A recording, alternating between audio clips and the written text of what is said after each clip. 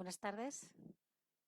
Empieza la primera mesa redonda del ERIN Tierra Estrella de este extraño y complejo 2021 y vamos a empezar intentando comprender qué ha pasado en ciencia durante este año en dos áreas de conocimiento clave de gran importancia para todos. Uno tiene que ver con el abordaje de la COVID-19 y también con la tecnología y la inteligencia artificial. ¿Qué está pasando?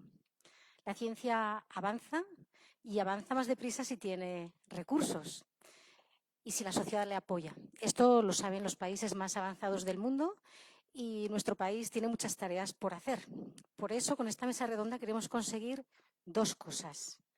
La primera, que estéis al día en los avances de la ciencia, en inteligencia artificial y en abordaje de la COVID-19. Pero la segunda, y muy importante para nosotros, es que valoréis el esfuerzo que están haciendo los investigadores, las investigadoras de Navarra, del conjunto del país, del mundo, por mejorar la condición de vida de todos nosotros y por abordar los problemas que nos están surgiendo y que nos irán surgiendo. Contamos para esta mesa redonda con dos investigadores de la Universidad Pública de Navarra, que los dos ya repiten, el año pasado ya estuvieron, Humberto incluso más años. Está con nosotros Humberto Bustince. Para quien no le conoce, que será complicado si es de Navarra, Humberto es físico, es matemático y es de Ujue. Lo de Ujue es tan importante como físico matemático y catedrático de Ciencia de la Computación e Inteligencia Artificial de la Universidad Pública de Navarra. Es profesor honorario de la Universidad de Nottingham y miembro de los institutos de investigación Smart City, Navarra Biomed y de Indisna. Es fundador y responsable del Grupo de Investigación en Inteligencia Artificial y Razonamiento Aproximado de la Universidad Pública de Navarra, y sus líneas de investigación se centran en la modelización de incertidumbre, especialmente por medio de conjuntos difusos y sus extensiones. Os suena complicado, pero lo vais a entender todo dentro de muy poquito. La fusión y agregación de información, el procesamiento de imagen, la minería de datos, el aprendizaje automático, el aprendizaje profundo y el Big Data. Y lo que está trabajando más recientemente en neurociencia computacional, en el cerebro computacional. Ha sido subdirector de la Escuela Técnica Superior de Ingenieros Industriales de Telecomunicación de la Universidad Pública de Navarra y tiene grandes reconocimientos que creo que es importante que lo sepáis para que valoréis que en esta calurosa tarde de julio se haya venido a pasar un rato con nosotros en ERIN Tierra Estrella. Humberto es premio de investigación de la Universidad Pública de Navarra de 2015. Ha recibido la Cruz de Carlos III el Noble, concedida por el Gobierno de Navarra en el 17. Es Premio Nacional de Informática José García Santes Mases, concedido por la Sociedad Científica Informática de España y la Fundación BBVA en el 19. Es académico de número de Yaquiunde. Premio Europeo de Excelencia de la Matemática Difusa en el 19 y desde este año, además, es miembro de la Academia Europea de las Artes y de las Ciencias. Así que tenemos a Humberto con nosotros y a mi derecha está Gerardo Pisabarro. También les decía que repite y esperamos que sea por muchos años, además, porque tiene cosas muy interesantes que contarnos. Gerardo estudió biología en la Universidad Complutense de Madrid y se doctoró en la Autónoma.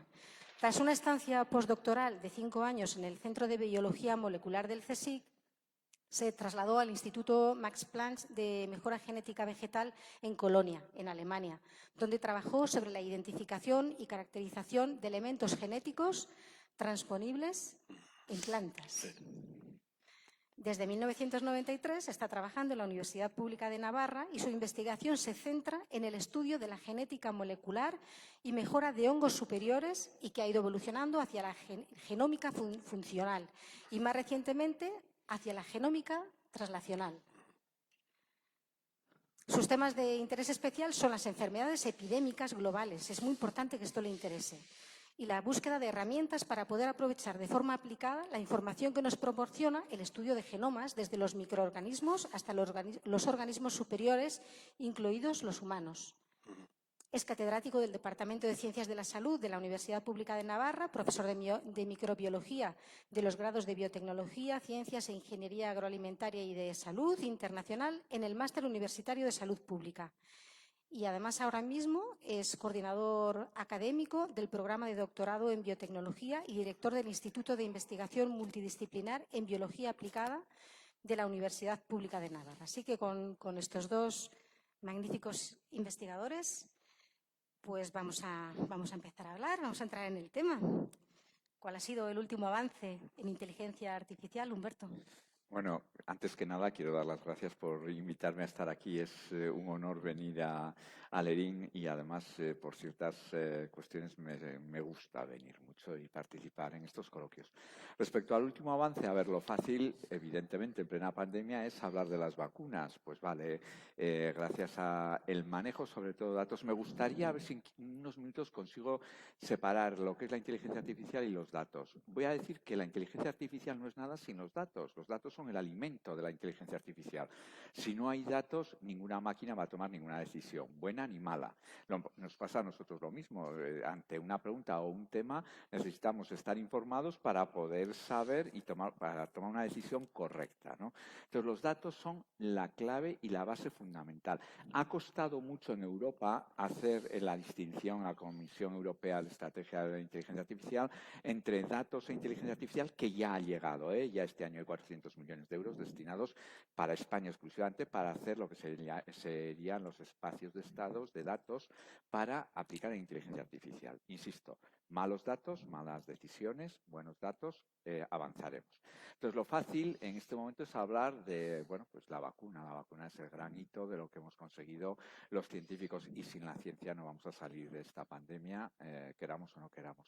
Lo cierto es que gracias al Big Data desde el 2003 y a esos sistemas de almacenamiento de datos, etcétera, y de aprendizaje, pues se ha conseguido que el proceso de elegir población, pruebas, etcétera, lo que antes eran 4 o 5 años, pues se haya pasado a 4 o 5 meses utilizando estas técnicas, aparte de los desarrollos biológicos, moleculares, etcétera, etcétera, que están ahí. Entonces, podríamos hablar mucho de la influencia de la inteligencia artificial en el tema de la vacuna, pero la pregunta hoy es otra, la respuesta hoy es otra. Desde hace 3 o 4 días estamos totalmente emocionados porque gracias a la inteligencia artificial se ha conseguido, entre comillas, el plegado de las proteínas. Entonces, este es un problema que lleva arrastrándose en la ciencia desde hace 50 años. Cada 2 años se hacía una competición de los mejores sistemas informáticos para conseguir esto. ¿En qué consiste? Las proteínas son todo. Gerardo podrá hablar con más facilidad de estos temas que yo, pero si se consigue más o menos una predicción buena del plegado de las proteínas, son procesos muy lentos que tardaban años en hacerse. Ahora se hacen casi en segundos.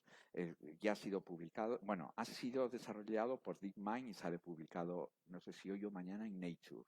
Pero llevamos ya 3 o 4 días y entonces se hace, el plegado de las proteínas supone que si una proteína pliega mal hay enfermedades determinadas. Por tanto, si sabemos cómo va a plegar, va a haber enfermedades que podamos corregir en determinado momento. Hay medicamentos ad hoc para determinadas enfermedades. Es como lo último, quitando el tema de la pandemia, que ciertos científicos hablan del bosón de Gibbs, que queda al mismo nivel o menos que esto. O sea, de lo que supone el plegado de las proteínas. Entonces, ha sido realizado por el grupo de DeepMind de Londres, que tiene ciertas colaboraciones con nosotros, y además lo ha desarrollado el gran investigador Asavis, que es el que viene de la teoría de juegos, es matemático, biólogo, viene de la teoría de juegos pura y dura y es el primer desarrollador con inteligencia artificial del programa que ganó al Go. Es el juego más complicado, mucho más complicado que el ajedrez. Se llevó el $1.000.000, que era el premio, pero él tiene 40 años, es muy joven, ¿eh? Él no se quedó satisfecho y fue el primer científico de inteligencia artificial que hizo el primer programa para aprender de otro programa. Eso de un algoritmo puede aprender de otro, sí. La pregunta es si un algoritmo puede ser más inteligente que el que lo crea, ya no voy a entrar en eso, ahí habría mucho que hablar. Pero sí que desarrolló el primer algoritmo para aprender de otro en teoría de juegos. El problema que tenía su algoritmo era la adaptabilidad al tamaño. Él desarrolló para jugar al Go un tablero 9x9 y ganó a los mayores expertos del mundo. Pero cuando pasas a un tablero 11 por 11, el sistema no funcionaba. O sea, hay que hacerlo. Ese es el problema del deep learning y del aprendizaje profundo. Es para casos concretos. Funciona muy bien con las bases de datos de la COVID de Navarra, pero mi programa a lo mejor funciona muy mal en Dinamarca. Entonces, ese tipo de cosas no funcionaron bien. Él siguió investigando y se planteó el resolver el problema del plegado de proteínas y, bueno, pues digamos que lo han conseguido con un porcentaje muy superior a lo que se había conseguido hace 2 años. El método, visto desde fuera, es sencillo. Es coger las proteínas y primero, hace 2 años, se transformaron en imágenes. Y todo el mundo sabe cómo se hace el tratamiento de imágenes. Tenemos un teléfono móvil y metemos y nos dice esto es un gato y te lo lleva al grupo de gatos. Bueno, pues se trataba de clasificar de esa forma. El resultado no llegó al 58% de aciertos, pero a él le dio la idea de decir, no, vamos a hacer como se hace en procesamiento de lenguaje natural. Cuando uno habla con una máquina, una secuenciación, en lugar de coger una imagen, una proteína, lo vamos a hacer como una secuencia de propiedades, y han llegado a unos resultados increíbles. Entonces, no es el 100% de acierto, ni mucho menos, pero sí que es cierto que en medicina va a suponer una revolución absoluta y sobre todo en el mundo de la investigación. Y se espera que en los próximos meses, bueno, pues todo esto cambie. Insisto que Nature le ha dado una naturaleza de volumen especial y saldrá, no sé si hoy en Estados Unidos o mañana. Es lo último que se ha hecho desde el punto de vista de la inteligencia artificial. Pero la inteligencia artificial entra exclusivamente ahí con la toma de decisión de los datos. Los datos son los que se meten a una red neuronal, de las que cualquier alumno nuestro de ciencia de datos o cualquier alumno nuestro de máster de inteligencia artificial las va a manejar perfectamente y aprende a base de meter muchas proteínas y muchos plegados correctos de esas proteínas. Esto ha funcionado bien pues con un preprocesamiento de datos fabuloso, porque la red neuronal estaba ahí. Todos hablamos y decimos, Alexa, dime qué tiempo vamos a tener mañana. Bueno, pues eso, traducido a los datos de las proteínas, pues es lo que se ha hecho con redes neuronales concretas. Y yo creo que es el gran avance de este año, quitando todo el tema de las vacunas, ¿eh? O sea, no estoy entrando en un tema que me parece mucho más importante a día de hoy por la pandemia. Pero insisto, la inteligencia artificial, y en este caso el plegado de proteínas, se basa exclusivamente en el tratamiento de datos. El tratamiento de datos tiene 3 problemas, no quiero pasarme tiempo, porque son fundamentales. Primero, anonimización de los datos. Ese problema pasa por investigación básica, teoría de códigos y criptografía. No se está invirtiendo dinero en investigación básica. Lo pagaremos porque a día de hoy estamos viviendo de los desarrollos matemáticos de los años 80 y 90. Todo lo que está haciendo la inteligencia artificial son matemáticas de los años 80 y 90 con unos desarrollos tecnológicos hasta el 2002, 2003 muy importantes del Big Data, de cómo almacenar datos y máquinas muy rápidas, pero sin los desarrollos matemáticos anteriores, nada de nada. Dentro de 10, 15 años, como no desarrollemos la ciencia básica, nada. Y en particular, anonimizar los datos. El siguiente problema de los 3 importantes es seguridad de los datos. Los datos son de las grandes empresas, entonces hay compañías como que yo pongo 3 frases que no les gusta y Instagram decide quitarme la cuenta. ¿Por qué? ¿De quién son esos datos? Entonces esta pregunta ha generado una polémica social increíble. Estamos en la misma guerra que de quién es la tierra, de quién la trabaja, del dueño. ¿De quién son los datos? ¿De quién los genera? ¿De la empresa que los genera? ¿De la empresa que los almacena? ¿O del Estado? Pues en China lo tienen muy claro. Pero todo eso nos llevará, las decisiones que tomemos, hacia una dictadura absoluta. Estamos en Europa, es la primera vez, participo en un proyecto europeo con el tratamiento de datos, o sea, el COFIN que existe entre Dinamarca, Alemania, País Vasco y nosotros, Italia también, y se trata precisamente de regularizar quién es el dueño de los datos. Eso va a ser un problema, insisto, y se plantea solamente en Europa. En Estados Unidos van hacia la carrera aplicada, en empresa y ganar dinero. En China van a otra cosa y nosotros intentamos meter un poco de coherencia. Y el tercer punto fundamental es el tema de cómo tomar los datos, datificar, regularizar cómo tomar los datos. Tenemos un proyecto de COVID con el Complejo Hospitalario de Navarra y, bueno, ahí se anonimizan. En el caso de medicina se consigue bastante bien eso, pero claro, tardan 10 meses en darte los datos, porque tiene que pasar por el comité de ética.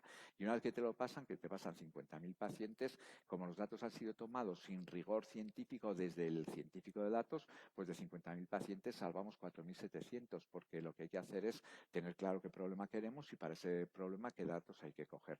Entonces, y hay que regularizar cómo coger los datos y luego cómo eliminar los datos. Porque claro, ¿quién no ha visto el anuncio que sale en Lola Flores? ¿Por qué?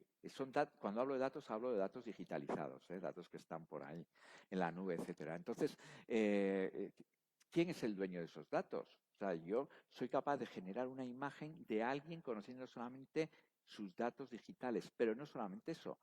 Con 3 conversaciones telefónicas muy concretas, yo puedo inventarme toda una conversación con un señor y nadie es capaz de saber si esa conversación ha sido real o no. Entonces, el gran problema que nos planteamos, que tenemos los científicos de inteligencia artificial actualmente, pasa por el tema de los datos. Y pasa, insisto, y con esto voy a terminar, por el tema fundamental de investigación básica. Todo lo que es el backtracking, todo lo que sabemos hasta ahora, es de hace 30, 40 años. Y nos chocaremos. La inteligencia artificial tiene 3 etapas. La etapa de origen y nacimiento, que ya pasó. La de aplicación a la industria, que es lo que quiere Estados Unidos, y donde estamos ahora es en la etapa de las emociones. Ahí ya hay muchos proyectos, está avanzando mucho, predecir emociones, creo que ya hablaré más adelante de esto, pero todo eso no va a evolucionar sin unos desarrollos matemáticos y físicos muy especiales. Y al final, la conexión con la biología. Hablaré de la conexión en neurociencia computacional. Los datos dan hasta donde dan. Yo puedo conseguir un sistema que sea bueno en el 94% de las veces, pero que luego ese 6% habrá que hacerlo de otra forma. Y yo creo que el gran avance, insisto, aparte de vacunas, es la noticia de hoy, el plegado de las proteínas, que creo que va a ser una revolución en el mundo de la ciencia, en este caso medicina, etc. Muchas gracias. Muchas gracias. Ah. Tenemos más, ¿eh? Gracias, Humberto. Luego vas a seguir contándonos cosas. Sí. Gerardo, hasta hace unos años la gente así en general no tenía mucho interés por saber qué hacían los microbiólogos, qué estaban investigando. Muchos estaban en el hospital, ahí escondidos, en la universidad, estaban siempre con sus aparatos, pero de repente todo el mundo queremos saber qué estáis haciendo. Bueno, exactamente queremos saber cuáles han sido los avances este año en el abordaje de la COVID. Ya. Bueno, yo lo primero también quiero agradecerte por invitarme. La verdad es que es el segundo año que vengo y casi es como, venía pensando en el coche, una especie de tradición de cierre de año académico, una tradición con 2 años, con lo cual espero consolidarla en años próximos, ¿no? Me gusta la pregunta porque un poco a raíz de lo que comentaba Humberto, de qué hace el microbiólogo, la investigación ahí en un laboratorio perdido que a la gente no le interesa, y luego de repente descubre que sí le interesa, es incidir en lo que decía Humberto de la importancia de la investigación básica. Hay mucho trabajo del que se hace en microbiología, como el que se hace en biología, que es trabajo de investigación básica, que van a resolver preguntas que se hace cada una de las personas que está trabajando, preguntas que le interesan a él y que tienen un interés a veces reducido, pero que en un momento determinado el giro de los astros, aquí que estamos en esto de astrociencia o de, ¿cómo se llama?, de astroturismo, pues el giro de los astros hace que ese tema particular resulta muy importante. Le comentaba a Teresa que yo conocí a Luis Enjuanes, la persona que está un poco en el centro de una de las vacunas que se están desarrollando aquí, yo creo que en 1982 o así. Tenía el laboratorio al lado del que tenía yo en el Centro de Biología Molecular y alguna vez le he oído y le he leído quejarse bueno, quejarse, porque Luis no se queja mucho, pero sí lamentar un poco, dice, yo te trabajo con un virus que la verdad es que no le interesa a nadie, porque es un virus que produce catarros invernales. Conseguir dinero para un resfriado de invierno, pues no le interesa a nadie. Es más, mucha gente diría, ¿para qué estás gastando dinero en un resfriado de invierno? Pero bueno, cambian los astros. Ya en el 2003 los coronavirus nos dieron un primer susto con el SARS. Ahora en el 2020, pues 19-20 nos han dado un buen sacudón, ¿no? Y es una demostración de que hay cosas que resultan muy particulares en un momento determinado, pues pueden llegar a ser centrales para la vida de un país o para la vida de todo el planeta o de toda la comunidad humana, como es el caso. Entonces, el apoyo a la investigación básica, a esa que a veces es difícil de explicar porque le interesa a un grupo muy reducido de gente, es importante, porque no sabemos en el futuro si eso que es poco importante pasará a ser muy importante y pasará a ser el centro de algún problema global, ¿no? Con el tema del coronavirus, efectivamente se ha avanzado mucho. Yo me acuerdo que el año pasado estaba sentado aquí y comentaba, por ejemplo, que todavía no estaba muy claro por qué en algunas personas se agravaba mucho la enfermedad y en otras personas pasaba básicamente desapercibida. Eso, bueno, tiene varias razones, no las sabemos todas. Una de ellas es la cantidad, la diversidad de cada uno de nosotros y de los virus y de la interacción de cada patógeno con cada persona, que es una interacción individual. Sacamos conclusiones generales de los grandes números. En general, la mayor parte de la gente no le pasa gran cosa. A una parte que podemos dar incluso un porcentaje va a tener gravedad y demás, pero a veces no sabemos explicar por qué. El tema de los datos de los que hablaba Humberto y del aprender de cómo sacar información para poder predecir qué va a pasar es algo fundamental. Nosotros no estamos ni mucho menos a ese nivel de datos, pero son fundamentales. Luego volveré sobre eso un momento. Sin embargo, hemos aprendido mucho cómo tratar a la enfermedad, cómo poder prevenir las complicaciones inflamatorias, tema de los trombos, tema de complicaciones que se producían, de tal manera que el pronóstico de una persona que tiene una infección por coronavirus es mejor que el que era hace un año. Y eso no es que se hayan hecho grandes iluminaciones, sino que es de nuevo el resultado de un trabajo previo que ha ido cristalizando en dar respuesta a los problemas que surgían, pues tomando soluciones que se habían encontrado para otras cosas. La ciencia no avanza resolviendo el problema desde cero hasta el final, sino que cuando tú estás resolviendo un problema, echas mano de aquello que tienes cerca para conseguir resolverlo. Y de nuevo vuelvo a la investigación básica. Muchas veces esa investigación básica te da ayudas, te da herramientas que te han permitido resolver el problema. El caso es que ahora sabemos cómo tratar la enfermedad mucho mejor. Algo parecido ocurre con el tema de las vacunas. Yo también me acuerdo que el año pasado aquí hablaba de un tema relacionado con la logística. Todos hemos visto los problemas logísticos de tener que vacunar a toda la población. Y me acuerdo que decía algo así, de que cuando tengamos las vacunas vamos a tener una cola de 7.000 millones de personas una detrás de otra y va a ver qué se hace, ¿no? Bueno, eso es un tema que escapa a la microbiología, el tema logístico, pero es cierto. Pero me quería referir al tema del desarrollo de las vacunas. Ha sido sorprendente cómo tenemos una vacuna para un patógeno nuevo en un año. Y la gente tiende a pensar que es que ha surgido de la nada. Y de nuevo, no surge de la nada. Las tecnologías de desarrollo de las vacunas que se han aplicado en el caso de Pfizer y Moderna, en el caso de AstraZeneca, Janssen o las vacunas rusas, se ha ido desarrollando previamente.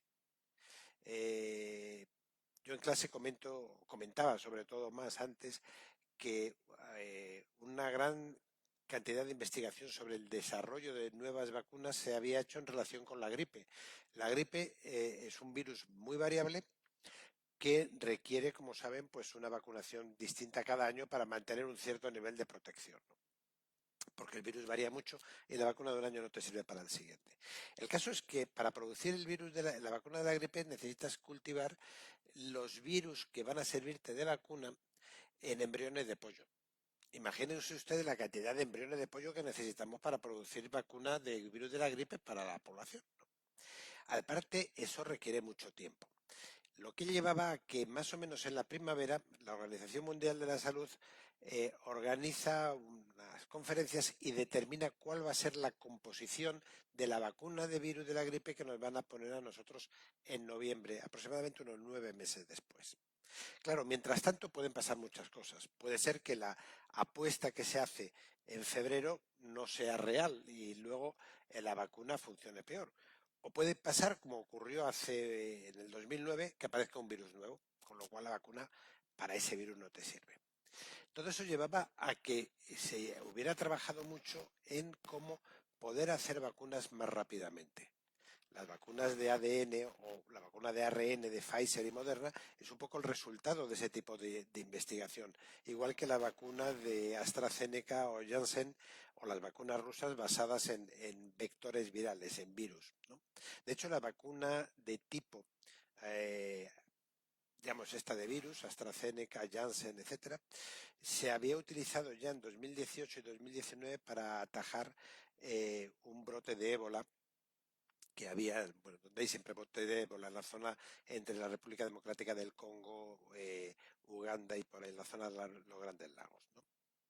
Entonces, lo que quiero decir es que se ha desarrollado las vacunas muy rápidamente, pero porque se venía trabajando mucho sobre esto. Y es un ejemplo de cómo podemos abordar problemas, resolver problemas, si tenemos antes una investigación básica que nos sirva.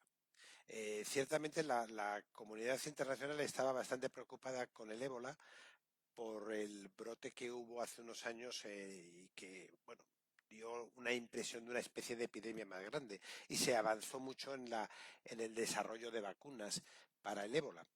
Pero si no hubiera sido por eso, ninguna de estas vacunas que tenemos ahora se hubiera utilizado más allá que en los laboratorios y siempre habría alguien diciendo, pero ¿para qué están gastando dinero en una cosa que no le interesa a nadie?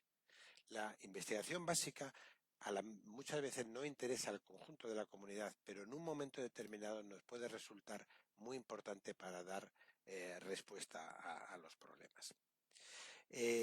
Más cosas. Por ejemplo, para no hablar solamente de coronavirus, un avance interesante este año ha sido que, desde el punto de vista de esto, de enfermedades epidémicas e infecciosas, África se ha declarado una zona libre de polio. Es decir, en ningún país africano ha habido casos de polio y el virus de polio no debe estar circulando en África. La última zona donde había algo de virus de polio en África era en Nigeria. Actualmente solamente hay polio circulando en la frontera entre Afganistán y Pakistán. Con un poco de suerte y si la situación política de esa zona y sobre todo bélica lo permite, por medio de la vacunación se podrá eliminar la polio pues probablemente durante esta década y tendríamos la segunda enfermedad infecciosa después de la viruela eliminada sobre todo basándonos en vacunación.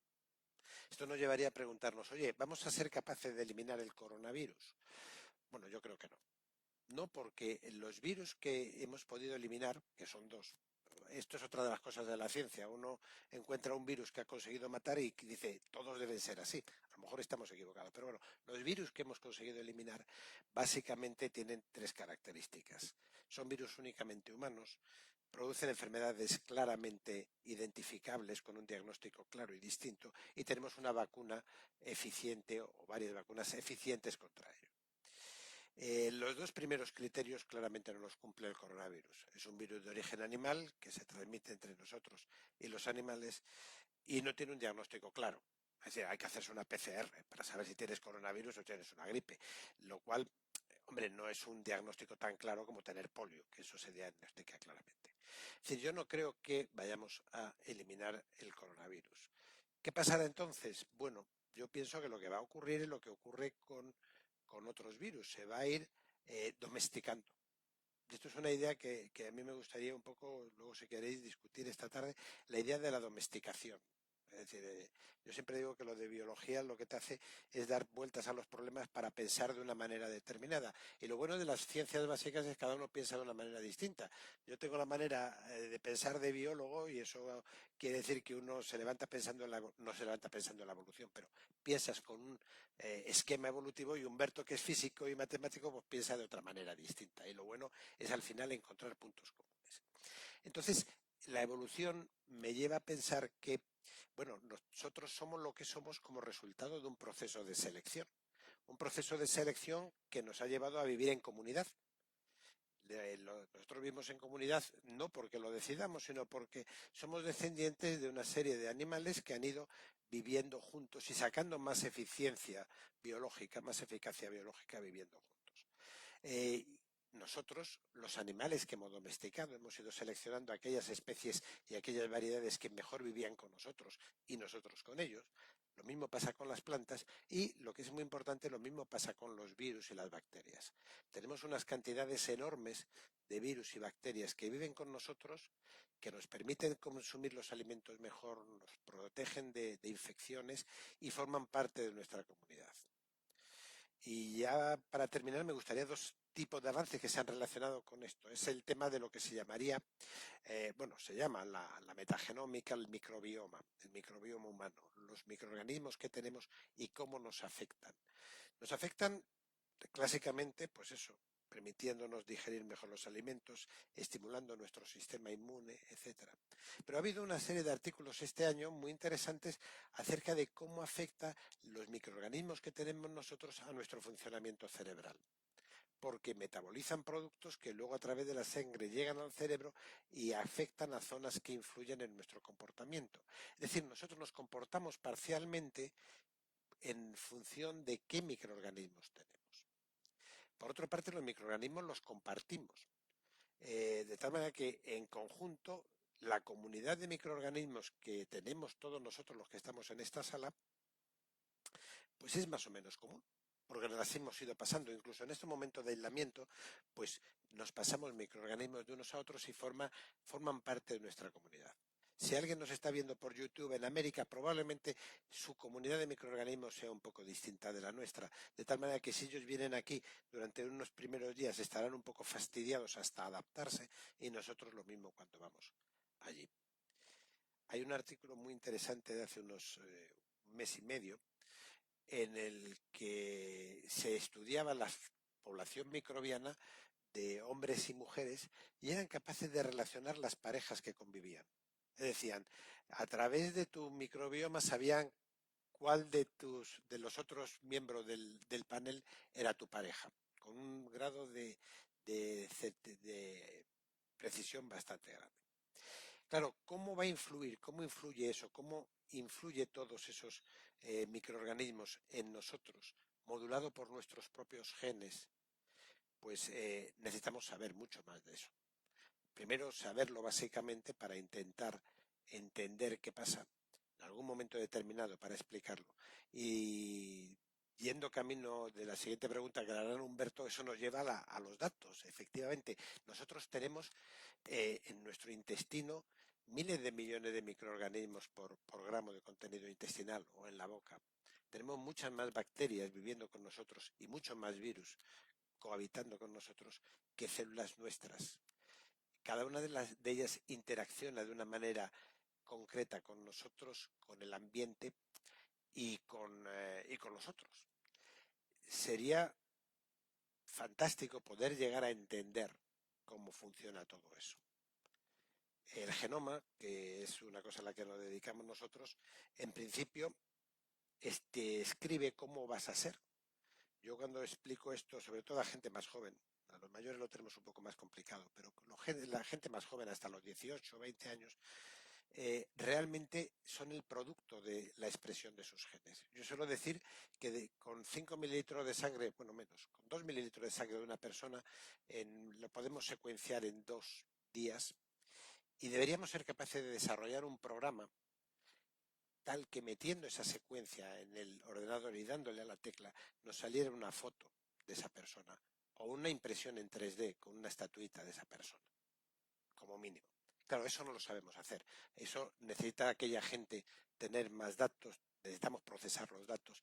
Y al final la ciencia básica termina por confluir. Confluir en un mundo extraño que la mayoría de la gente no entiende. Y dice, ¿para qué estás dedicándote a eso? Pues estoy intentando dedicarme a eso para entender cómo funciona el mundo y con la esperanza de que en algún momento alguien podrá usarlo. Aquí hay el antiguo ejemplo que se cuenta de uno que iba por un camino en la época medieval y se encuentra uno dándole a una piedra. Y dice, ¿tú qué haces? Dice, no, yo estoy construyendo una catedral. Bueno, pues cada uno de nosotros en su sitio está construyendo una catedral que, como todas las catedrales, terminará de construir probablemente dentro de cientos de años, o a lo mejor antes. Pero como no empecemos a darle la piedra y como no se le dé a la piedra de esa ciencia básica, pues no tendremos la catedral en ningún momento.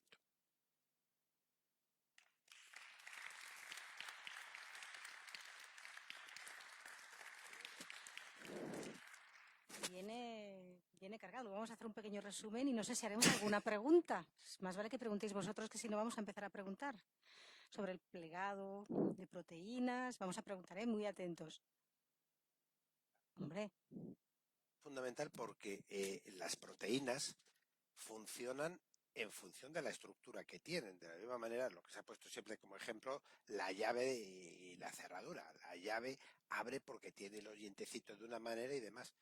Nosotros no sabemos, como en la mayor parte de los genes, qué va a hacer ese gen, porque no sabemos cómo se va a plegar la proteína.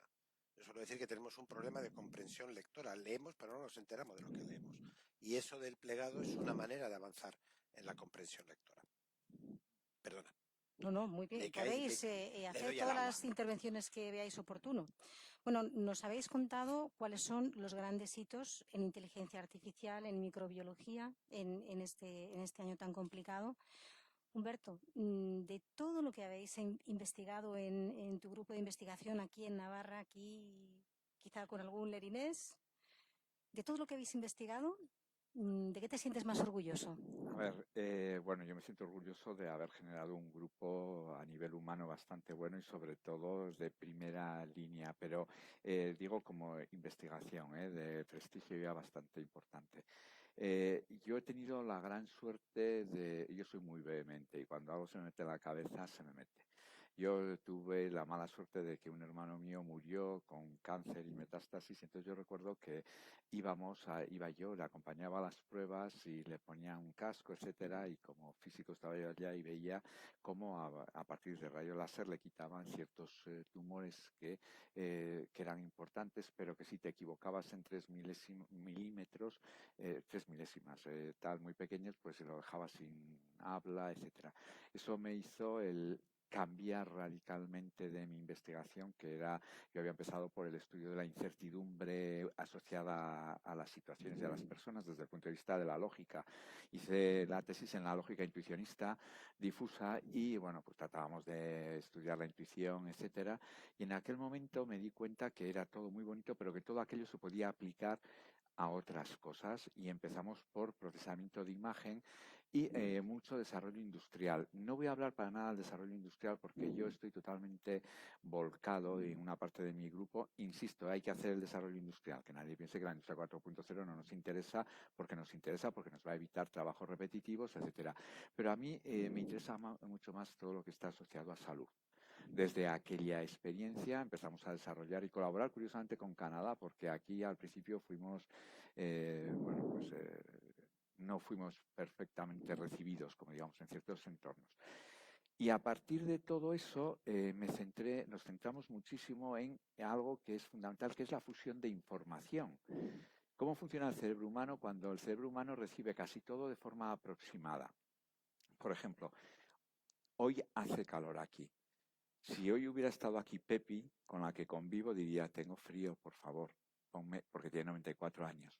Entonces, el concepto de mucho calor, poco calor, cuando vamos a fusionarlo depende mucho del contexto. Y si lo llevamos ya al tema de salud, hay 5 médicos y hay 5 diagnósticos a lo mejor no muy parecidos y hay que fusionarlos. No solamente cuando hablo de fusión, no hablo de fusión de datos, o sea, temperatura 35, esto 23 de números, datos numéricos, hablo de todo tipo de datos. Y nos centramos muchísimo en eso para hacer procesamiento de imagen aplicada tanto a industria como a salud.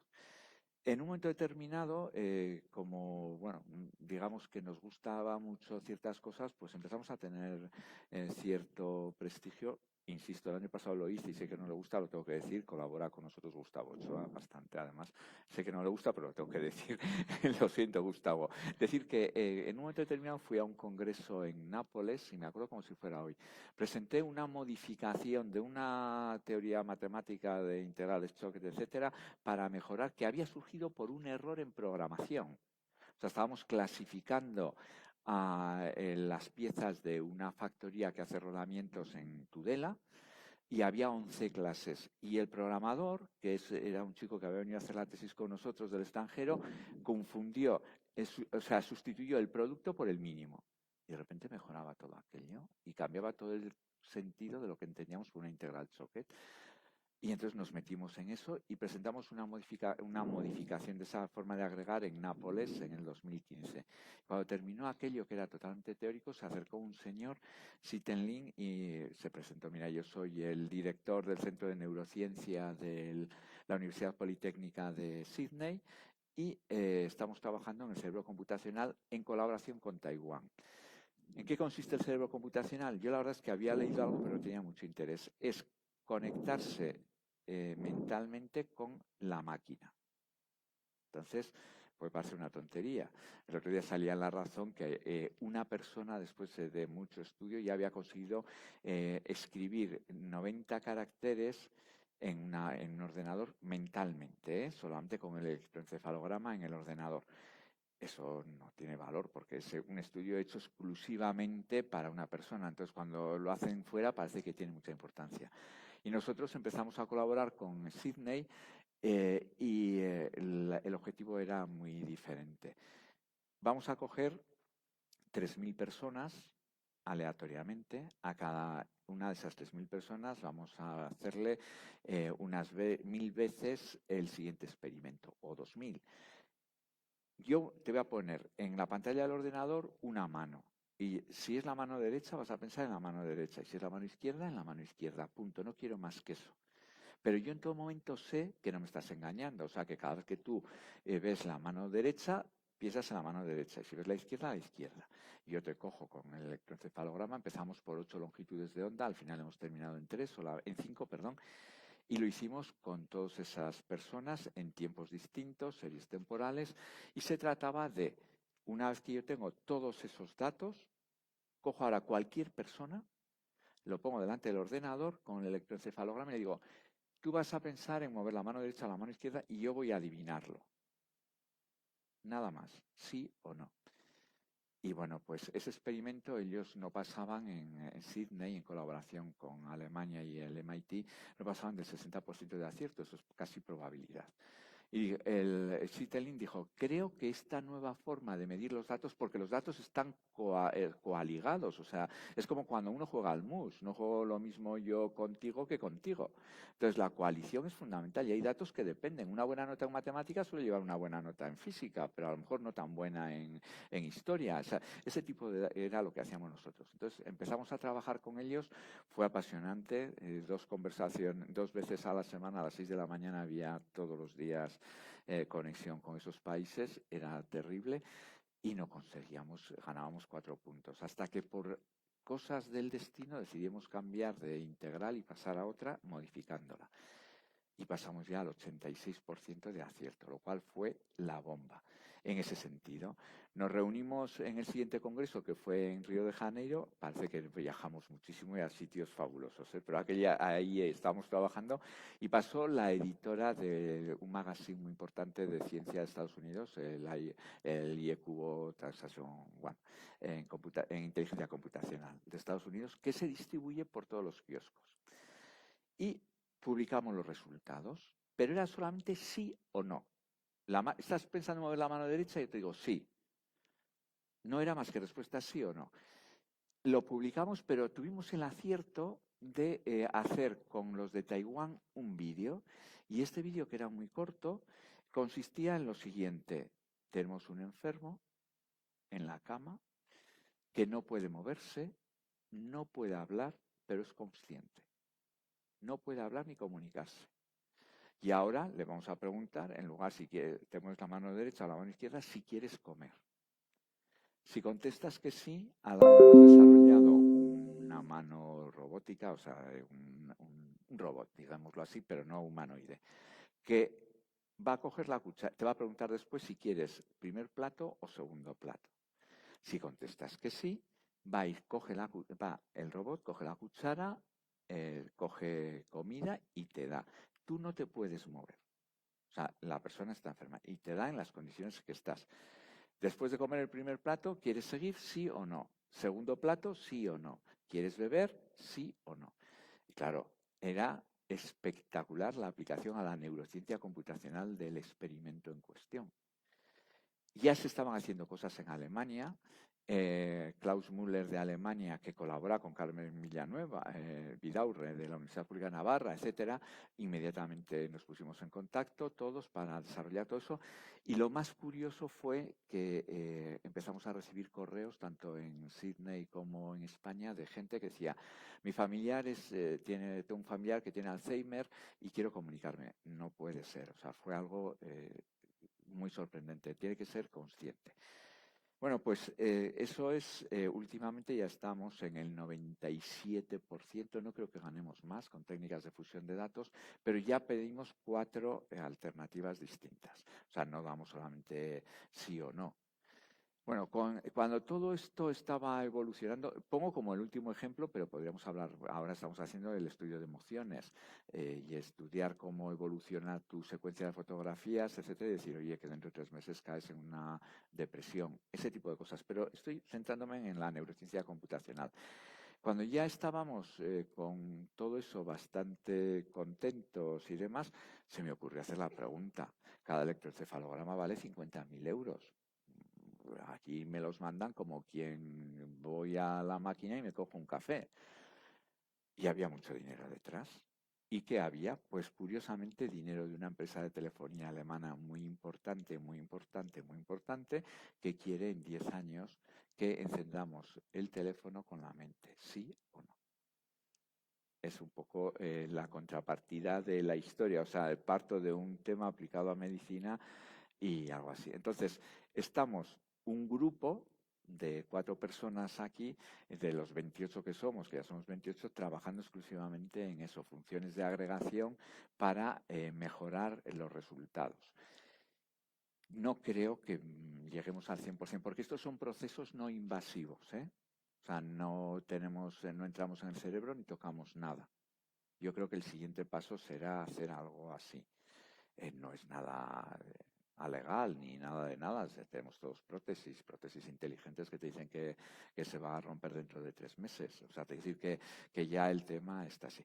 Y eso es, digamos, lo más relevante desde el punto de vista que estamos haciendo. Pero no nos olvidemos que las máquinas aprenden. ¿Y cómo aprenden las máquinas? Es un sistema muy sencillo. Me encanta ir a centros de secundaria para explicar cómo aprenden las máquinas. Cuando les explica la ecuación de la recta, digo, tengo que ir yo y explicarlo. Porque no es, o sea, aprenden por ejemplos y por el principio de inducción, nada más. Pero lo que sí es cierto es que tú metes, por ejemplo, en medicina, una serie de síntomas y tienes un diagnóstico. Ese diagnóstico lo conoces. Hasta que la máquina no acierta, tú lo que haces es ir y venir, ir y venir. Cuando acierta, dices, vale, ahora paso al siguiente paciente. Síntomas, diagnóstico. Voy, vengo y aprendo otras cosas, numeritos que se ponen en los pesos, la importancia de los datos, y a esa máquina con los otros pacientes siempre acierta. Entonces se cogen millones de pacientes y ya metes esta manchada de piel y te dice, esto va perfectamente ahí. Pero claro, eso no es como hace el cerebro humano, porque nosotros no sabemos realmente cómo hace el cerebro humano por conexiones, etcétera, pero no tenemos el modelo para copiar. ¿Cuál es el último proyecto donde Carlos López Molina y algunos de mi grupo, Sara, etcétera, están involucrados con el Imperial College, que es neurociencia computacional? Simular con neuronas reales, no con perceptrones, que es la versión informática de la neurona, el comportamiento de una máquina en un ambiente biológico, coger un conjunto de neuronas y hacer el retroceso, el backtracking que he dicho de los años 1986 de Hinton, el hacer eso. Entonces, esos son, desde mi punto de vista, dos grandes, este es un gran reto que tenemos ahora, pero dos grandes investigaciones de lo que hacemos, sin olvidar, porque el grupo es muy grande y hay mucha gente también fuera, todo lo que se está haciendo en industria, pero no quiero ahora hablar de industria, podríamos hablar mucho, ni lo que se está haciendo de emociones.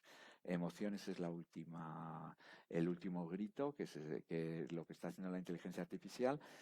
Y creo que si estoy aquí el año que viene probablemente podamos hablar de emociones. Pero lo que sí digo es que para mí, a día de hoy, lo más importante a nivel científico, a nivel, digamos, médico, etcétera, es el cerebro computacional. Desde mi punto de vista, ¿eh? No, insisto, también se han hecho muchas cosas porque probablemente aquí haya gente que esté en la empresa y que tenga oportunidad de ver. Y no voy a hablar de los cambios que vienen. Los cambios que vienen son absolutos, ¿eh? Y por favor, algo que estoy deseando que llegue cuanto antes. La burocracia se va a suprimir en un 70%. Sí, de verdad, ¿eh? O sea, es una objetividad de Europa. Eso significa que todos los procesos administrativos van a disminuir, pero eso será para otro debate y meter miedo un poco. Sí, Posibilidades de tanta gente que está haciendo tareas repetitivas cuando tiene capacidad de hacer. Es curioso, el mismo método que se está utilizando para el plegado de proteínas se está utilizando para reducir procesos burocráticos. Es exactamente el mismo. Entonces, se tardará menos tiempo, pero lo que sí es cierto es que cuando uno vaya con un tema de juzgado, y tenemos la suerte de estar en una comunidad muy avanzada en eso, aquí tenemos la base de datos Avantius, que es una joya, o sea, es que esto en temas de justicia damos servicios ya incluso al País Vasco, o sea que estamos muy avanzados. Pero esos sistemas de aprendizaje son los que se están utilizando en el plegado de proteínas y son los que van a reducir todo un proceso legal. En cuanto tú llegues y pongas una denuncia hasta que llega al juez, toda esa burocracia, vamos, en lo que tardan 6 meses va a ser 6 horas. Es así, y lo digo para todo, ¿eh? Y en la Universidad Española, no solamente la pública, el nivel de gestión es asfixiante. Cada vez que te dan un proyecto, vamos a ver, o sea, es que tienes que dedicar tiempo y tiempo y tiempo. Todo eso va a cambiar. Nos lo irás contando. Espero. A ver. Bueno, hay un tema del si que me nos vas a preguntar, yo casi quería comentar cosas. ¿Quieres comentar algo? Sí, hombre, esto es como una Venga, charla venga. de café con agua. En vez de... yo creo que la próxima vez tenemos que conseguir que alguno más venga y traiga vino, porque ayudaría mucho. Hay una cosa que ha dicho Humberto que a mí me ha recordado un tema muy interesante. Yo creo que hay dos ramas en biología que se van a escapar. Quiero decir, que se van a escapar que van más allá de lo que es la biología clásica, incluida la bioquímica, la biología molecular, incluso la genómica, y que van a terminar siendo una especie como de ciencia nueva en su momento. Una de ellas es la inmunología, en la que las interacciones, las redes de interacciones son extremadamente complejas y con características muy particulares, y la otra obviamente es la neurobiología, el funcionamiento del cerebro y demás. Yo estaba pensando si decir lo que iba a decir ahora o no lo digo, lo voy a decir, pero es pura opinión mía. A mí me parece que realmente las máquinas no van a aprender como aprendemos nosotros, aunque puedan aprender, ¿no? Pero hay una cosa muy interesante que decía Humberto, que me gustaría que reflexionáramos un poco sobre ella. El experimento es en el que él predice lo que va a hacer la mano derecha o la mano izquierda, ¿no? Eso me recuerda a un experimento de neurobiología de hace ya muchos años, en que se hacía un poquitito básicamente eso. Se veía que había actividad cerebral destinada a hacer una cosa concreta, que en el fondo lo que tú estás midiendo, antes de que la persona fuera consciente de que iba a hacer eso. Es decir, incluso llevándolo al modelo de Humberto sería, antes de que la persona fuera consciente de que va a mover la mano derecha, Humberto ya sabe que va a mover la mano derecha. Claro, eso es un problema, y esto es una cuestión que en el campo de biología tiene muchas implicaciones, en otros campos también, pero en el campo de biología, que es a mí me interesa, tiene muchas, en relación, cuando se hablaba de esto, con el libre albedrío. Es decir, ese señor sabe, es libre al mover la mano derecha, o no es libre al mover la mano derecha, sino que mueve la mano derecha porque no le queda más remedio, porque algún proceso neurológico anterior que no conocemos ha disparado algo para mover la mano derecha. El experimento clásico, ya digo, consistía en algo así como que tú tocabas un botón cuando ibas a hacer algo y entonces el experimentador sabía antes o sea, detectaba actividad cerebral antes de que tú tocaras el botón. Humberto es capaz de predecir que lo va a hacer. Es básicamente un poco lo mismo, además con mayor complejidad porque Es ves que varias opciones. no sabes lo que te agradezco este comentario, porque hemos recibido, la verdad es que, y ya te digo, ahora en colaboración con Alemania, también es cierto que en EXES, en el Reino Unido, es que ya se ha hecho la red europea un poco de todo esto y muy avanzados, pero todo lo que dices llevó consigo a una cuestión filosófica que ha sido brutal. Eso rompe el principio de causalidad. Y Efectivamente. entonces eso supone un cambio no solamente en el mundo de la biología, en el mundo de la física es algo que es lo que los grandes físicos, pues cuando hablan de mecánica cuántica, están en ese punto observándolo. ¿Sabes quién fue un escritor, el primer escritor que lo dibujó en un cuento? Isaac Asimov. Su primer trabajo fue romper el principio de causalidad, no en biología, sino en química. Cogía dos o tres productos que iban a reaccionar y reaccionaban antes Bueno, ya de la mezclarlos. timolina Eso resublimada. es. Entonces, y eso estuvo Perdóname, Sebas. relacionado con todos esos estudios de Sí. biología. O sea, él realmente, este es un problema como la historia del cerebro computacional, desde luego es un objetivo.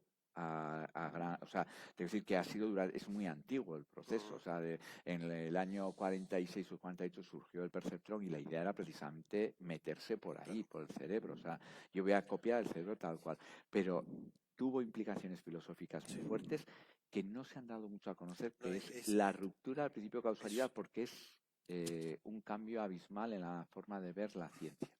Bueno, hay una línea de trabajo, que vamos, yo lo he seguido durante un tiempo, de gente que estuvo trabajando con Francis Crick, el del Watson y Crick, que luego se pasó a la neurobiología y creo que se llamaba, relacionando con que se disparan procesos cerebrales por variaciones cuánticas y en un momento determinado una neurona se pone en marcha y como una especie de cascada posteriormente ocurre lo demás. Entonces yo aquí siempre llega la cuestión de hasta dónde somos libres, ¿no?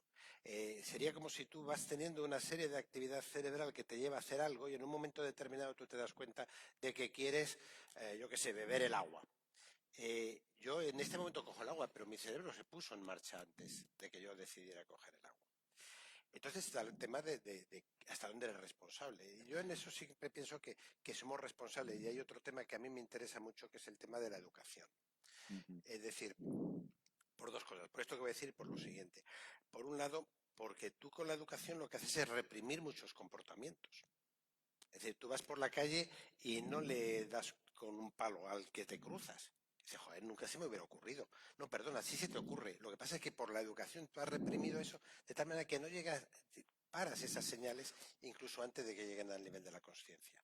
Por eso hay personas que por algún problema neurológico pierden ese nivel de represión de la actividad y hacen cosas que tú dices, joder, en caso de personas con Alzheimer ocurre una persona súper educada que de repente es totalmente grosero y pierde la manera de relacionarse con los demás. Pues son cosas que durante toda la vida he tenido reprimidas, pero que en realidad se han ido surgiendo porque surgen. Es decir, todos nosotros estamos ahora mismo teniendo tentaciones, digamos, de hacer las cosas que nos parecerían más horrorosas y más viles. Sin embargo, las tenemos, gracias a Dios, reprimidas por la educación. Y eso me lleva a la otra cuestión relacionada con genética y con genómica. Un tema que a mí me interesa mucho en relación con eso que decías tú antes de la genómica translacional es cómo conseguimos aprender, cómo conseguimos metabolizar esa información que recibimos.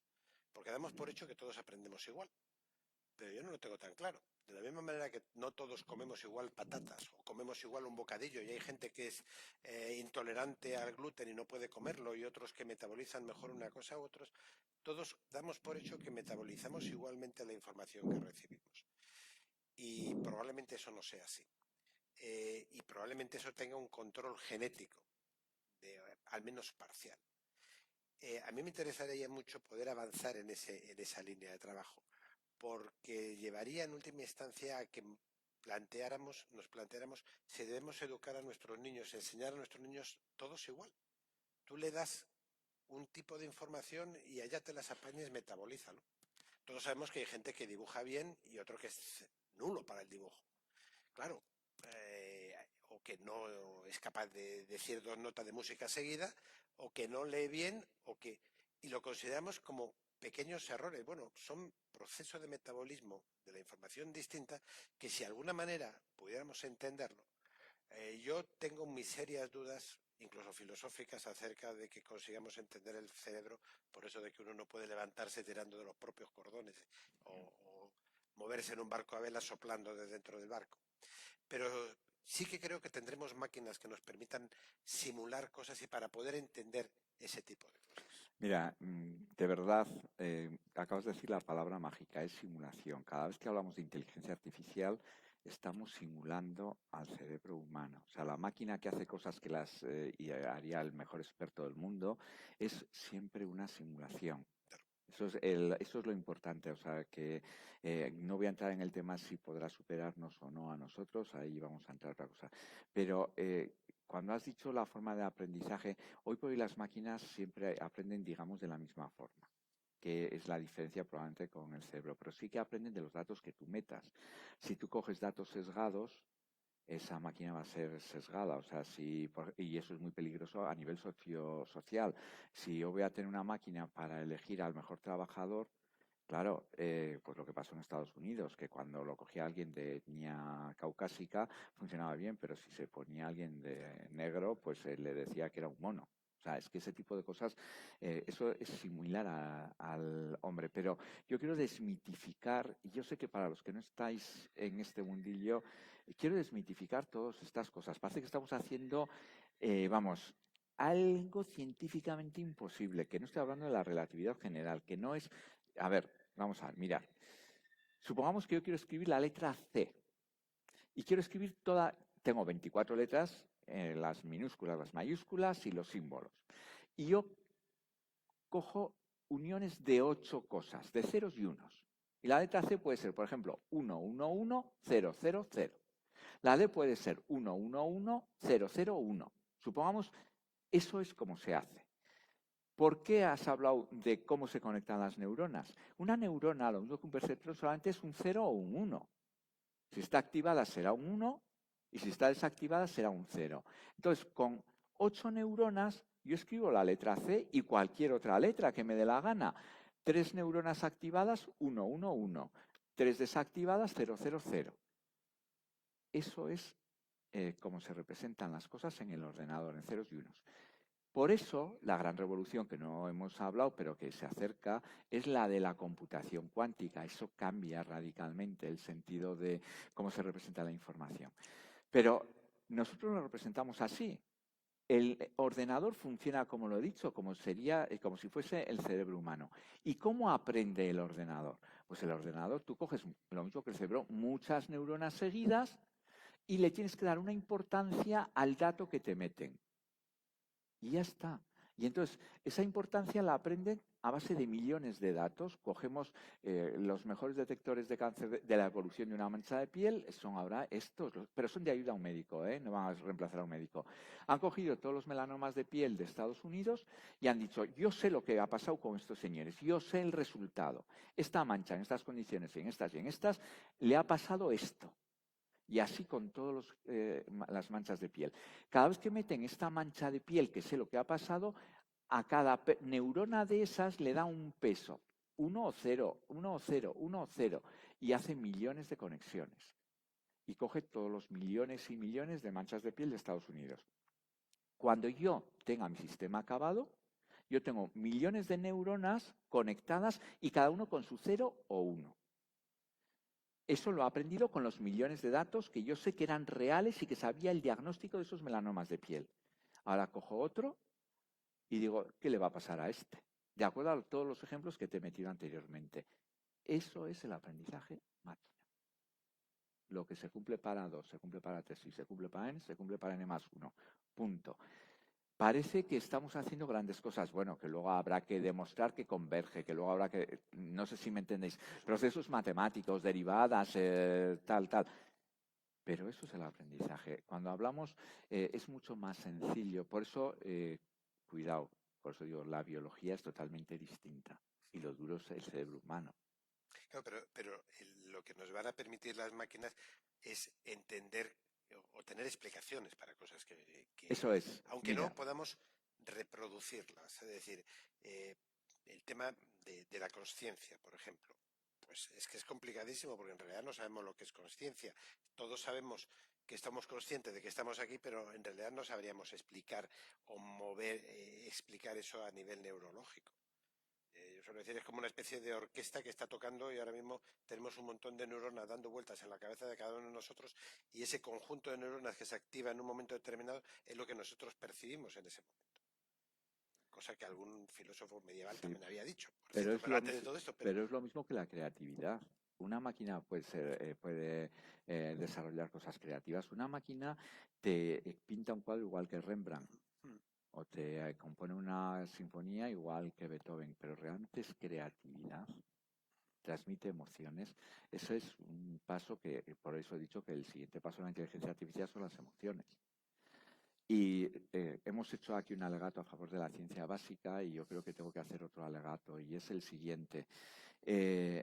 A ver, hay que ser originales. Los que nos dedicamos a todo esto sabemos lo que es pedir un proyecto de investigación. Cuando uno está en Europa y ve los proyectos que se hacen o están comisiones de evaluaciones de proyectos, ¿por qué sale adelante el plegado de proteínas en DeepMind en colaboración con muchos sitios y España, pues salvo algún español que ha ido a trabajar a DeepMind no aparece o cosas de estas? Porque aquí no, la originalidad es en investigación, es desechada de entrada. O sea, tú en un proyecto europeo, lo que he comentado anteriormente, yo voy a simular cómo hace una máquina, voy a hacer el proceso al revés, con neuronas reales. Eso lo planteas en España y problemas. Llegas a Europa y te dan, si has pedido 3 millones, te dan 30. ¿Me entendéis lo que quiero deciros? Quiero pedir investigación en ciencia básica y que no se desechen las ideas originales, porque somos muy capaces de desarrollarlas aquí, Ya a día de hoy los clústeres son baratos. En Navarra en particular tenemos Nasertic, que es la bomba, digo, en cuanto a poder conectarte. Entonces creo que es mi segundo alegato, igual esto me viene mucho a cuento, pero básica y también originalidad, por favor, porque al final cogemos una línea o sea, te decir que yo podría seguir toda mi vida trabajando en, yo qué sé, por decir algo, integrales de lo que sea, pero hay que meter un poco de originalidad. Simplemente era como la nota que antes he dicho, cuidado que quiero que se diga esto. Bueno, pues siendo las 9:15 y esperando que haya muchas preguntas, yo voy a hacer un pequeño resumen para ver si nos hemos enterado todos bien, sobre todo yo, que me vais a corregir, y luego podéis empezar a preguntar, así que ya podéis ir pensando, que yo voy presumiendo de que en Lerín se pregunta mucho, así que ya podéis ir apuntando. Sabemos que cuando salgamos ahora a tomar una cerveza, vamos a ir diciendo para que nos oigan los que no han venido y los que no han seguido por los canales de Lerín Tierra Estrella esta estupenda mesa, que se ha producido un avance en el plegado de proteínas apoyado en la inteligencia artificial que va a traer muchos cambios muy esperados en muchos ámbitos diferentes y en uno en concreto que tiene que ver con la salud en procesos que son ahora mismo muy duros de llevar. Es un momento de esperanza. Sabemos que la investigación en ciencia básica es fundamental porque avanzamos a hombros de gigantes. Ayer ha tenido que estudiar cosas que parece que está haciendo tantos años escondido ahí en cosas como un catarro y que un constipado, que está estudiando, y resulta que la vida de todos depende de los avances que ha hecho esa persona durante tantos años. La importancia de apoyar la investigación básica, que muchas veces escuchamos, es que en Estados Unidos lo aplican, entonces ese es el modelo. En Estados Unidos aplican lo que la ciencia básica, muchas veces europea, ha desarrollado. Entonces, mucho respeto a la ciencia básica y a la gente que hace este tipo de investigación. Que no sabemos de quién son los datos, pero que los datos son clave para el mundo en el que estamos, ya no el que viene, sino el mundo en el que estamos, cómo se toman y cómo se eliminan. La importancia de conectar conocimientos, el diálogo que habéis visto tan precioso entre matemática, física, entre inteligencia artificial y biología y bioquímica. Fijaros dónde se puede llegar si estos dos investigadores y sus equipos se ponen a trabajar juntos, qué es lo que hacen, por otra parte, habitualmente. Van a producirse avances en tratamientos clave y en el fondo tienen que ver con la investigación básica. Los avances que se están produciendo en las vacunas, nos decías, hay que agradecérselos a tantos años de trabajo en investigaciones que eran, pues qué poco lucido, ¿no? Qué cosa tan trivial estás investigando. Ya empezamos a entrenarnos con el ébola, o sea que la vacuna no ha llegado y el tratamiento no ha llegado de cero. Se habían producido muchos avances previos. Nos decías que uno de los avances que tú ves relevantes en ciencia, en tu área de conocimiento, es la polio, que parece que África se queda libre de polio, ya queda un área muy concreta en la frontera de Afganistán. Sí, que vamos controlando enfermedades infecciosas que han sido dramáticas no hace tanto tiempo. Efectivamente, efectivamente. Que no vamos a ser capaces de eliminar el coronavirus, pero lo vamos a domesticar. Y nosotros con él. Hay mucho que aprender del microbioma. La microbiota, que habrá oído hablar mucha gente. Bueno, pues hay que estar muy atentos y probablemente te pidamos que nos cuentes más Te vamos a poner ya tarea para el año que viene. Encantado, ya sabes. Hay que avanzar en el conocimiento del microbioma, que tiene mucho que ver con la salud, con el comportamiento, con aspectos que parece que están muy alejados, pero que no vamos a avanzar, pero yo sé que ahí tienes cosas interesantes que contarnos. Como bien decía Gerardo, hay que picar muchas piedras y el que pica piedras realmente construye catedrales. Y uno tiene que saber que están construyendo una catedral para mantener el ritmo de un trabajo de investigación. Perdona, Teresa, y eso es importante transmitírselo a los chicos nuestros, incluso cuando están en el secundario. Están empezando los alumnos que tenemos creen que no se puede descubrir nada más, que no se puede hacer nada más. Y hay mucha catedral que construir. Es decir, lo que sabemos es muy poco. Y la verdad es que por muchas razones los chicos de 18, 20 creen que no pueden hacer nada. Y tienen muchísimo que hacer. Y tienen además, pues ya siguiendo con las citas, muchos hombros de gigantes o de no tan gigantes anteriores sobre los que apoyarse. Y luego que viajan mucho. Sí. Viajan, conocen gente, se relacionan, tienen una parte de vida que es también bien interesante. Un año largo sin viajar, pero bueno. Sí. Pero cuando se puede, es verdad que el trabajo con gente de otros países, con culturas tan diferentes, enriquece, sí, pero mucho. Transmitir la idea de que tú tienes que descubrir algo, que tienes que hacer algo, que tienes que buscar algo nuevo. No cortes tu curiosidad por saber algo, ¿no? Porque efectivamente pueden viajar, pueden hacer cosas, pero lo dicen, no, ¿yo qué voy a hacer de nuevo? ¿Qué puedo hacer? Mucho. Bueno, en ciencia, como en la vida, cometer un error te puede abrir la pista para un nuevo conocimiento. El miedo no es equivocarse, es no darse cuenta y no aprender de lo que ocurre. Y esto le ocurrió al programador, este joven que os abrió luego. Sí, Giancarlo. Ahí está, un brindis por él.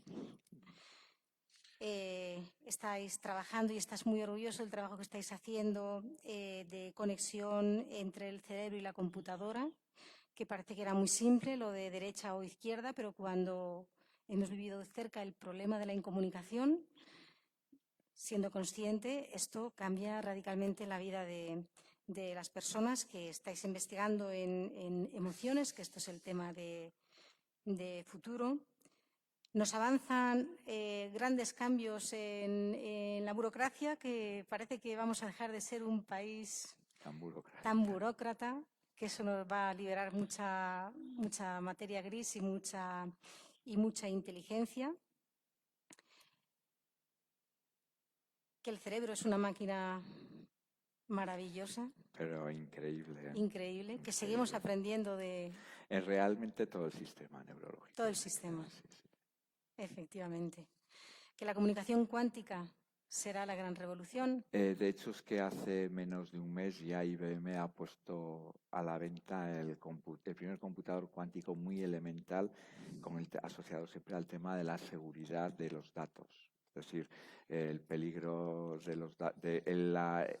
Hablamos de la nube y, bueno, también hay que desmitificar eso, pero, por ejemplo, el coche autónomo existe, es real y está ahí. Y además desarrollado en Canadá por una chica de la Universidad Pública de Navarra. Hay que decirlo, la que más ha participado en esto es de Navarra. Le Y tendremos que invitar entonces. sí, pues ya fue alumni de la Universidad Pública, ya pasarnos. Es una persona bastante muy buena. Y el coche autónomo en sí es sensores en todos los sitios que son muy baratos y Big Data a tiempo real, que eso desde el 2003 sabemos hacerlo. El único problema es que yo le digo ahora, oye, mandarme el coche por ejemplo, de Ujue a Lerín, que me quiero ir a Pamplona, y cualquier hacker se mete en la nube y me lo manda, en lugar de a Lerín, me lo manda a Sevilla. Es que ese es el auténtico problema de los datos. Y no solamente eso, la entrada al SEPE, etcétera, de hace poco. Porque tenemos un error, voy a reivindicar otra cosa, ya que estoy con eso. Yo cada día estoy mucho más quemado. Me alegra que DeepMind utilice todas sus fuerzas en el plegado de proteínas, lo digo de verdad, pero es que detrás está todo el tema económico y social que lo manejan ellos. Todos los algoritmos de inteligencia artificial que se desarrollan son para máquinas como las que tenemos ahí. Esas máquinas responden a una arquitectura muy especial. Entonces, lo que estamos pidiendo ya un grupo de gente bastante importante, yo me he unido, pero salió en Bruselas, luego en Cataluña, es, así como se ha hablado mucho del soft libre, el hard libre. Yo voy a hacer esto para tratar el Alzheimer en estas condiciones con la máquina que me la creo yo. Porque si utilizo la máquina que me vende Microsoft, Google, etcétera, los algoritmos al final siempre van a sus operaciones, sumas y productos. Y al final conocen los datos y conocen todos. Hay que pedir no solamente el soft libre, sino también el hardware libre. Y puestos a pedir, antes de nada quiero dar una cosa, gracias a todo el grupo mío de investigación. Yo represento aquí a 28 personas, una de ellas, pero yo soy el representante de un grupo muy fuerte, 6 o 7 en Bratislava, Inglaterra, Alemania y en Pamplona. Entonces, yo estoy aquí por ellos, O sea, esto ya no es el señor que se coge un papel y desarrolla. Está el señor que coge un papel y desarrolla una cosa que luego se aplica a un sistema impresionante de una máquina, conexión con Barcelona al computador tal o ese tipo de cosas, con otro que lo programa y una serie de cosas. Esto ya se acabó. Son equipos muy potentes y los personalismos, Asabis es todo un personaje, pero su equipo es de más de 100 personas. No puede ser. Bueno, esto nos daría entonces para reforzar la importancia de la colaboración,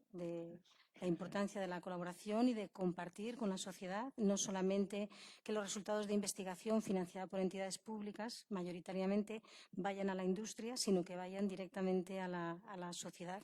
Pero los datos son de las empresas privadas. Cuidado, Cuidado. A ver, Amazon no, ¿qué empresa?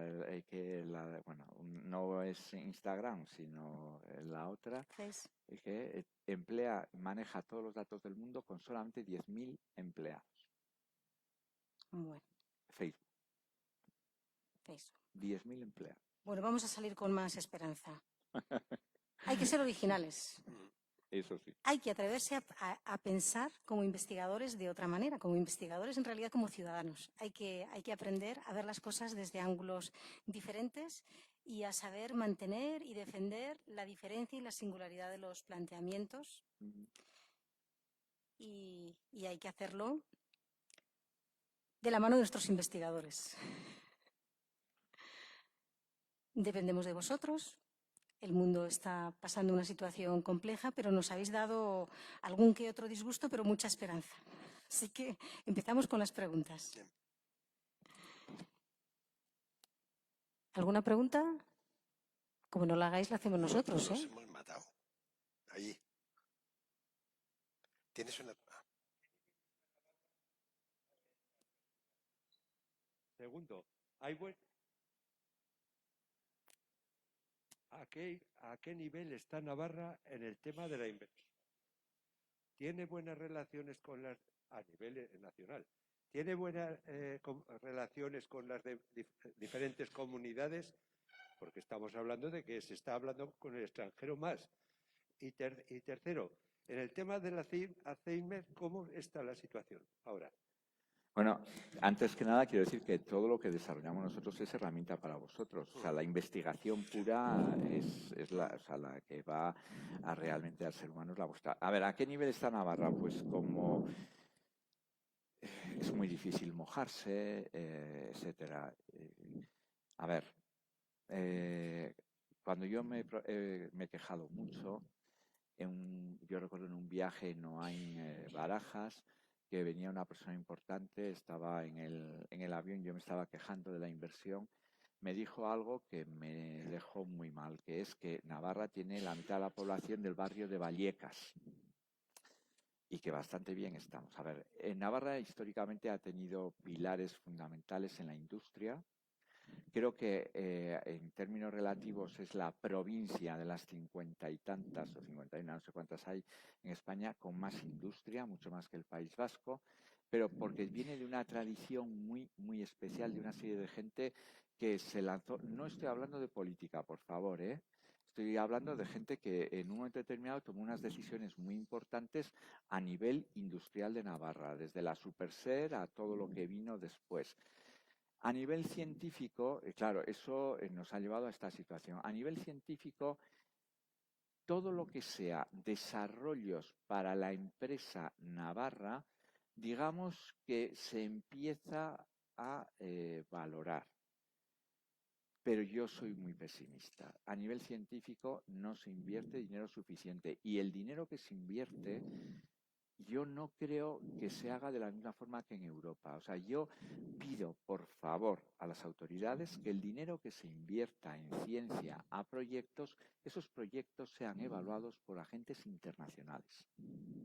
No puede ser que te evalúe alguien de Navarra.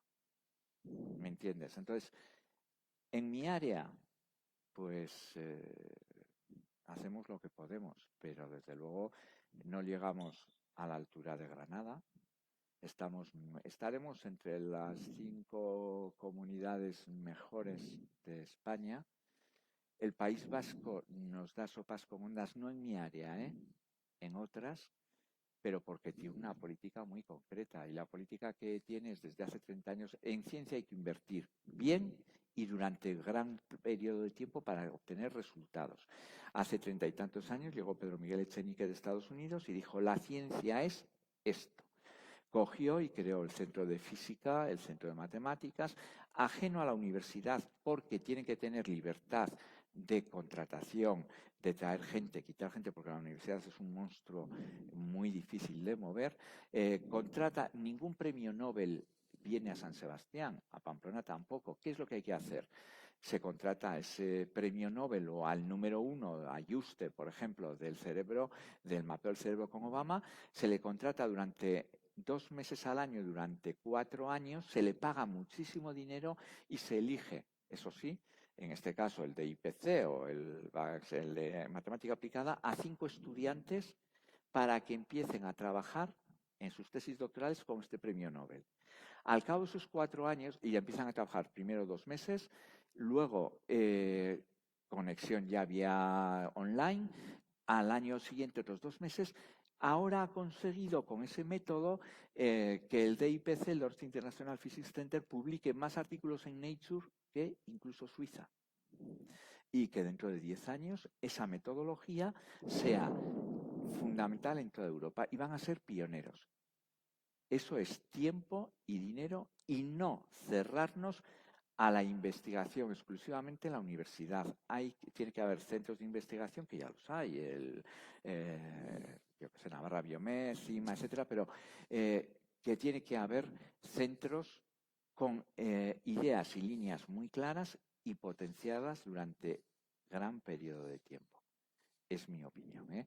Es una forma. Entonces, estamos bien porque tenemos una industria que necesita unas herramientas y que hay que hacerlo. Hace X años llegó Gamesa, quería ir a un concurso de Estados Unidos y le dijeron: o haces esto de salud máquina o no vas. Eso obligó a desarrollar este tipo de técnicas porque a Gamesa le interesaba. Pero creo que se dedica, como siempre, poco dinero. Hay que ver qué porcentaje. Creo que hay que analizar la forma de distribuir el dinero. Creo que tiene que haber evaluación externa de todo lo que se hace. Y sobre todo, si a mí me dan 1 millón de euros, a los 5 años, ¿usted ha hecho lo que le han dicho? ¿Sí o no? Sí, puede ir al siguiente. No, ya nunca vuelva a pedir. Es decir, evaluación de la investigación. Es el modelo alemán. Entonces, pues la realidad es esa, hay que cambiar todo eso. ¿Que hay ganas? Por supuesto que hay ganas. ¿Que hay inversión? Por supuesto que hay inversión, pero no nos olvidemos que la investigación que estamos nosotros es universitaria, que en teoría, según dicen, es el 40% de nuestro trabajo, porque el otro 40% es de docencia, que bienvenida sea, porque te permite saber la realidad social y los alumnos que tienes. Y un 20% de gestión, porque gestionar proyectos, etcétera, es bastante pesado. Pero hay que potenciar centros de investigación en estas nuevas tecnologías independientes de la universidad, lo siento, que tengan CIF propio, que puedan contratar como les dé la gana, como hace la comunidad de al lado del País Vasco. Y como lo está haciendo Granada, creo que le han dado el Centro de Inteligencia Artificial hace menos de, salió en la prensa, de 4 o 5 días. Ese tipo de investigación es lo que hay que hacer. Se invierte dinero, se invierte bien, pero entre comillas, los procesos de selección de proyectos tienen que ser totalmente distintos y sobre todo se tiene que responder de lo que se hace. Y no estoy diciendo que tengan que ser 10 artículos en una revista, porque a veces hay problemas que con hacer medio tema es suficiente, pero que quede bien claro lo que se ha hecho. No sé si había más preguntas. Del cerebro. El tema del Alzheimer, mira, en el complejo hospitalario y en el CIMA, o sea, hay unos grupos de investigación en neurociencia fabulosos. O sea, en Navarra tenemos la sanidad pública y la sanidad privada que ya se están empezando a unir gracias a IRISNA, porque es que era un poco especial toda la situación. Entonces, se está estudiando mucho el tema del Alzheimer. El problema del tema del Alzheimer, que Maite Mendior creo que estuvo el año pasado aquí, no sé, pero bueno, es una persona que trabaja en estos temas y cuando hemos ido a hacer algún estudio con ellos para el tema de medicación posible, el primer problema es que el paciente tiene que estar muerto y después te tienen que dejar el cerebro. Y el experimento consiste: yo te doy a ti esta medicación y una vez que tengo ya tu cerebro, analizo de qué forma se ha podido absorber o no absorber. Hace 3 años en el complejo hospitalario solamente había 41 cerebros, pero da igual, el número de imágenes es muy poca. Yo creo que poco a poco se irá avanzando, porque si a mí me llegan a decir lo del plegado de proteínas hace un mes, os puedo asegurar que os digo que es imposible, y lo han llevado muy en secreto, O sea que de alguna forma se hará, pero el tema del Alzheimer es un tema muy serio. Y no sé cómo eso ya entra más dentro de vuestro campo. No, vamos, estamos. Hace 2 meses se ha aprobado un medicamento en la FDA en Estados Unidos con mucha polémica para tratar el proceso del Alzheimer, con mucha polémica porque no está claro que tenga algún efecto, y sobre todo la cuestión fundamental es, como dice Humberto, que al final el efecto lo va a saber una vez que se ha muerto el paciente, con lo cual no ganamos mucho de momento. Pues tampoco es que esté completamente, o sea, qué es lo que está pasando en el proceso de deterioro neurológico, cerebral, vamos, anatómico, está bastante claro, pero las relaciones causa-consecuencia no están a veces tan totalmente claro. Entonces yo creo que es un tema complicado, de momento no Mira, llamo mucho. como hace tiempo que decidí que me quitaba de la mochila piedras, pues me da igual lo que pase y lo que me llegan. Ya creo que estoy por paso. Volviendo al tema de la investigación en Navarra y del dinero que se reparte. A ver, a mí me da la sensación que a veces cuando pides un proyecto, no sé si tú opinarás lo mismo que yo, el dinero que pides va más destinado a mantener una empresa concreta que a la investigación. Y eso me cabrea. Yo ha habido proyectos que he dicho que no iba, porque si realmente quieres subvencionar a una empresa, hazlo, que no estoy en contra de que se subvencione. Pero si se va a hacer investigación, quiero que eso se tenga en cuenta y que se evalúe si ha habido resultados de investigación o no. Entonces, a veces la distribución, por eso pido la evaluación externa. Cuando digo externa no hablo ni de españoles, ¿eh? O sea, que quede bien claro. Si yo voy a hacer un proyecto del cerebro computacional con el complejo hospitalario de Navarra o con Navarra Biomed, que me evalúen los alemanes y los daneses, que estaré encantado, ¿eh? Si me dicen que no, no. Y otra cosa que yo siempre lo digo respecto a la investigación y la universidad, es algo que es una opinión mía. En los proyectos OTRI. A ver, un proyecto OTRI tiene dos vías diferentes, que consiste, viene una empresa y te dice, tengo este problema concreto para hacer. Un segundito. La OTRI es la oficina que tienen todas las universidades que se dedica a ver qué están investigando en la universidad y trasladarlo al sector productivo, a las empresas. Eso es. Entonces, viene una empresa, por ejemplo, Floret, pongamos por caso, que no tiene relación conmigo y que lo puedo poner como ejemplo. Y me dice, mira, yo tengo el proyecto de que cada vez que pongo las ensaladas en el supermercado, quiero que en lugar de que duren 3 días, duren 5 días. Eso a nivel de empresa es fundamental, porque se pierde menos, luego vendría la economía circular, etcétera. Y para eso dices, muy bien, imagen foto tal, fotosensórica de tal historia y espectros de tal cosa y ya está. Entonces, si ese proyecto no tiene nada de investigación, sino que es aplicar lo que ya está en el mercado o publicado, aunque sea hace una semana, ese proyecto no lo debe hacer la universidad, lo deben hacer nuestros exalumnos que han montado una empresa, que se están jugando el tipo, o la empresa de Alau que está intentando mantener a sus empleados como sea, y no la universidad que tiene luz gratis, becarios del último año gratis de trabajo fin de máster, etcétera, etcétera. Totalmente en contra. Nosotros debemos hacer un proyecto. En ese caso, ¿qué debe hacer la universidad? La universidad lo que debe hacer es aconsejar, asesorar y evaluar el proyecto que se está haciendo, pero no hacerlo, porque lo debe hacer una spin-off, una startup, lo que sea. Si ese proyecto viene y me dice Floret, no, pero es que además quiero esto, y eso no está hecho, y eso es investigación, entonces debe entrar la universidad. No sé si me he explicado. Cuando hay investigación en un proyecto, sí, pero cuando no hay investigación, para quitarle dinero a una empresa que lo puede hacer exalumnos nuestros, me niego en absoluto. Bueno, y Es que eso es, sobre todo que me den los datos, eso es. no, Bueno, sé que no tiene buena prensa cada vez que digo esto. La señora Garmendia fue una ministra que durante el periodo de Zapatero que decidió hacerlo así porque venía de la empresa privada. Porque si hubiera venido de otro campo no hubiera hecho eso.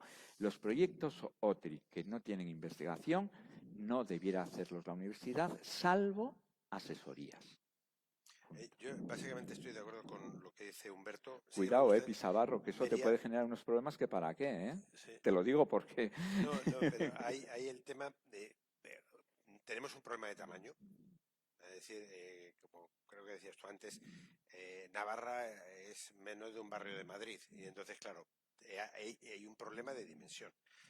Yo a veces utilizo el símil que no es totalmente válido para todo, pero de los equipos de fútbol. Si tú quieres jugar en la Champions, tienes que tener jugadores de Champions. Y eso supone que tienes que invertir, como tú decías, traer gente. Y con la cantera lo pasan muy bien, pero la cantera da para jugar a la Liga Regional. Entonces uno tiene que ver dónde se dimensiona y necesitamos más gente. A veces nuestros edificios parecen la película esa de Passengers porque te das una vuelta y no hay nadie y oyes el eco de tus pasos en el pasillo.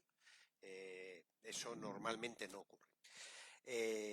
Un poco en la línea de lo último que decía, yo creo que es importante tener en cuenta que la universidad tiene una función sobre todo de formación y que incluso los alumnos de doctorado que tenemos son alumnos que se están formando. Yo tengo gente con doctorados industriales y, claro, intento delimitar qué es lo que la investigación que va a ser de su tesis, de la investigación que va a ser más en el entorno empresarial en el que está metido. Porque además una cosa que no me gusta mucho, y eso lo hemos comentado en nuestro programa de doctorado, es esas tesis en que no te puedo decir lo que he hecho porque resulta que esto es una empresa, ¿no? Una universidad pública que hace una investigación con fondos contaminados por lo público, porque como tú dices, la luz, los sueldos, todo es público, la investigación tiene que ser pública. Y es que además también, volviendo al campo filosófico, en filosofía de la ciencia, aquello que tú no publicas y haces, pones a disposición de un debate público, no lo puedes considerar ciencia. Lo cual no quiere decir que sea malo, simplemente quiere decir que es otro campo distinto. Entonces, nosotros lo que tenemos son alumnos de doctorado, alumnos de máster o alumnos de grado. Y lo que tenemos que hacer es formarlos para que investiguen en sus diferentes ámbitos y tengan esa visión que les decía antes de que todos podemos contribuir a que las cosas mejoren en nuestras empresas, en las fábricas, en nuestra vida universitaria o lo que sea. Nosotros trabajamos en secuenciación en colaboración con el Instituto de Estados Unidos. Me acuerdo la primera vez que fui por allí, que era muy curioso porque, bueno, aquello era una fábrica de secuenciación, básicamente. Había mucha gente, técnicos, haciendo cosas para terminar teniendo el archivo de datos de secuencia. Y había pizarras con el proceso y la gente apuntaba en el proceso: yo creo que puedo mejorar esto. Es decir, no es necesario descubrir América todos los días. Es necesario dar pequeños pasos y que la gente tenga la idea de que puede mejorar las cosas. Pero no olvidemos que en la universidad básicamente lo que hacemos es formar gente para eso. Necesitamos más gente que trabaje en la universidad y más estudiantes y más gente que luego, como dices tú, cree empresas para desarrollar eso que hacemos la competencia desleal. Termino un momento. Sí. Yo me acuerdo que hace muchos años nos planteamos, porque llega un momento en que uno tiene esos pecados de juventud, si montábamos una empresa en el campo de investigación nuestro. Entonces resulta que vas a la oficina de la universidad, te cuentan todas las cosas y viene uno de estos que sabe mucho de empresa y te dice qué cosas tienes que pensar, tus fortalezas, debilidades, todas esas cosas que dicen los, como se llama ahora, los coach. Bien. Entre ellas nos decían, identificar vuestro posible competidor más fuerte. Nos fuimos a casa, pasó el fin de semana y llegamos por la mañana del lunes diciendo, pues mira, no vamos a montar la empresa. Y dice, ¿por qué? He dicho, porque he visto que el competidor más fuerte soy yo mismo trabajando en la universidad, que soy mucho más barato. Entonces, claro, nosotros en la universidad somos competencia desleal para toda esa gente que tendría que hacer esas cosas. Mira, yo quiero hacer una nota de esta es opinión. Yo estoy hablando como Humberto Bustils, como yo. O sea, opinión mía y la fortaleza de Navarra y qué es lo que debe hacer. Mira, en investigación, como hemos dicho, nosotros como comunidad somos muy pequeña. Lo que tenemos que hacer es lo que se hizo Esteban Morrás con las renovables. El objetivo es ser líder y estar en la picota. Como no podemos hacer arriba, como no podemos hacerlo en todo, en Navarra tiene que fijar perfectamente 2, 3. Yo cuando hablan del S3 y 5 líneas, 2, 3 líneas, a decir, nos vamos a centrar en ellos. Automoción, salud, lo que queráis. Eso la sociedad navarra y las consejerías correspondientes tienen que decir. Una vez que nos hemos fijado en esas 3, tienen que potenciar primero la educación en las universidades, en este caso. Ya se está haciendo, ¿eh? Por ejemplo, el gobierno anterior puso ciencia de datos, que es la bomba, porque es la tercera universidad de España que lo hizo, y eso nos permite estar entre los 5 primeros. Hay que decir que por lo menos algo se vio. Bioinformática se echan falta, pero bueno, también se han hecho carreras bios, etcétera. Entonces, una vez que tienes las ideas claras, automoción, salud, que ya bastantes amplias son, y otra, o esas dos, formar a la gente especial e invertir prioritariamente en eso. Porque como vayamos a todo, no haremos nada. Nada, de nada, de nada. Creo que actualmente ya llevamos 2 o 3 legislaturas que sí se está teniendo en cuenta esas ideas. El potencial de salud que siempre hemos dicho, a ver, en Navarra tenemos unos médicos y unos trabajadores sanitarios fabulosos, pero estoy hablando de trabajadores, no estoy hablando de científicos, que los hay, pero con honrosas excepciones. ¿Alguien sabe cómo trabaja un médico? ¿Alguien sabe que un médico que me ha tocado a mí, gente dedicada al Alzheimer, ahora tenemos un proyecto de endoscopias, etcétera, que tiene, Ruth Vera, la directora de oncología del Complejo Hospitalario de Navarra, que durante años ha sido presidenta de la Asociación Española de Oncología, una investigadora que para defender la inteligencia artificial lo hace mucho mejor que yo. Hemos estado en proyectos europeos para saber cómo el cáncer de colon, la esperanza de vida era de 3 meses frente a 18, etcétera, etcétera. Ruth Vera tiene X días a la semana 7 horas de atención al paciente. Cada vez que atiende a esos pacientes, los que sean, alguno a lo mejor hay que es un caso raro que le obliga a irse a casa o quedarse en el trabajo estudiando ese caso raro. Y después de eso, le pedimos que investigue por el mismo sueldo. ¿De qué estamos hablando? Hay una cosa que se llama intensificaciones, que ya se están poniendo. Media jornada a asistencia clínica y media jornada a investigar. Pero creo que hay 5, intensificados en todo el complejo. Entonces, hay que tener las ideas muy claras y decir, si yo voy a trabajar en medicina y voy a hacer oncología o voy a hacer Alzheimer o voy a hacer neuro, lo que sea, que me da igual, fijar esas líneas, coger a gente muy buena, los que hay y los que puedan venir, por eso digo separarse mucho también de la universidad y centrarse en ellos, pero facilitar la vida. Sí, bueno, ya he hecho un alegato. Nos queda meridianamente claro que hay que apoyar la investigación, que hay que especializarse, que lo exige Europa, que las soluciones se toman cuando hay mucha concentración de recursos en áreas de conocimiento, que no se puede estar en todo. Medio segundo. Medio segundo para cada uno. Los ayudantes doctores, mientras una persona hace una tesis doctoral, con una beca viene a ganar unos 1.200 euros al mes. Los ayudantes doctores que hasta ahora estaban 8 años para llegar a ser contratados, ahora ya por historias, por tal, vienen a cobrar unos 1.300 euros al mes. Pasan a ser contratados, a ver, no podemos tener a gente con 35 años que quiere casarse y con hijos cobrando 1.200 euros al mes y pedirle investigación. Ya lo he dicho. Muy bien. Sí, no, es muy, muy frustrante cuando te encuentras gente por ahí con 50 años que está todavía viendo cómo terminar ubicándose y ahora estamos teniendo oposiciones en la universidad y la media de la gente que consigue una estabilización en tipo profesor de cuerpos docentes, o sea, titular o catedrático, pero en este caso sería titular, está en los 50 años. Hombre, la verdad es que un contratado doctor tiene un contrato indefinido, pero digamos, creo que es bueno incentivar a la gente para que no esté tan quemada, que en el momento de poder rendir más. Yo ahora esto ya debéis tener vino, termino contando, termino. Tened misericordia, que son las 10 menos 10 y estamos a 40 grados.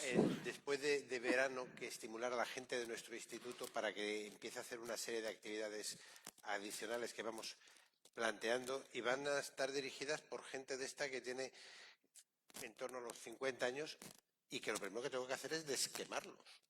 Y claro, no puede ser que andemos así, porque efectivamente nos ponemos muchas piedras en el camino, para muchos palos en la rueda para funcionar. Sí, Había una pregunta por allí, pero ya se fue hasta el de la pregunta. No, allí está el de la pregunta.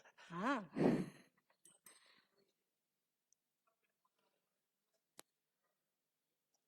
¿Qué papel juega? No he oído nada. El plegado de las proteínas, esta es para ti. ¿Qué papel juegan las moléculas en el plegado de las proteínas? A ver, yo te digo que no he leído, para mí fue una sorpresa, yo me enteré de esto porque conozco a gente que trabaja en DeepMind, me enteré hace menos de una semana y no conozco el artículo tal cual porque se publica mañana. Creo que es en Nature. Entonces no te puedo decir cómo lo han hecho. Sé que han utilizado exclusivamente Big Data y tomas de decisiones, pero no puedo entrar en el problema real, No te puedo decir nada más. Entonces, no sé, a nivel A ver, molecular, aquí Gerardo, sí. hay dos cosas, ¿no? Una es en la vida real y otra cuestión es el problema de saber qué estructura tiene una proteína leyendo la secuencia. Cuando tú lees la secuencia sabes la lista de piezas que va a formar esa proteína y tienes que intentar deducir cuál es la estructura general. Históricamente ha habido dos modelos, dos maneras. Una, intentar ver cómo se plegaban proteínas que tenían más o menos esa secuencia, ¿no?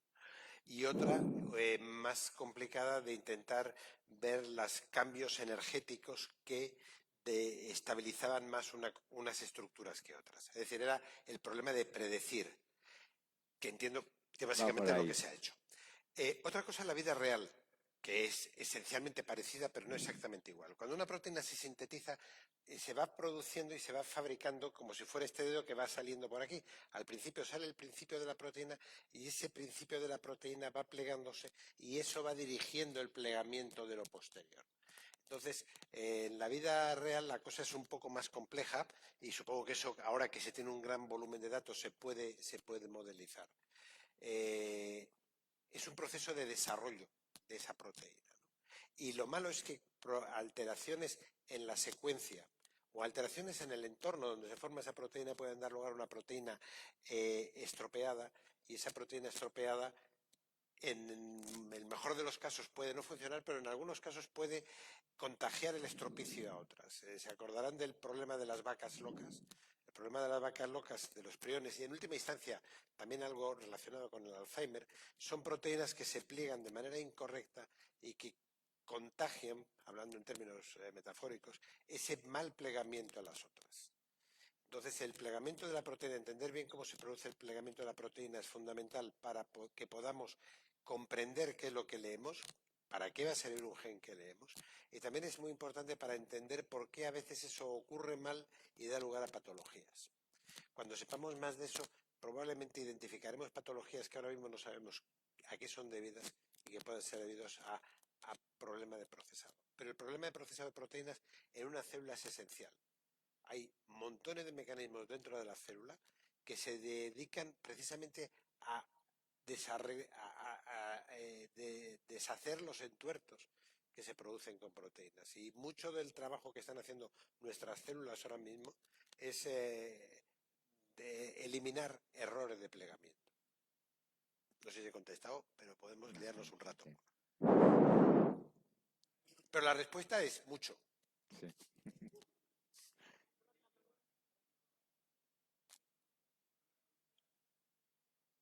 No oigo nada. Coges el micrófono porque si no... No, que leí esta noticia por internet y me picó la curiosidad, ¿no?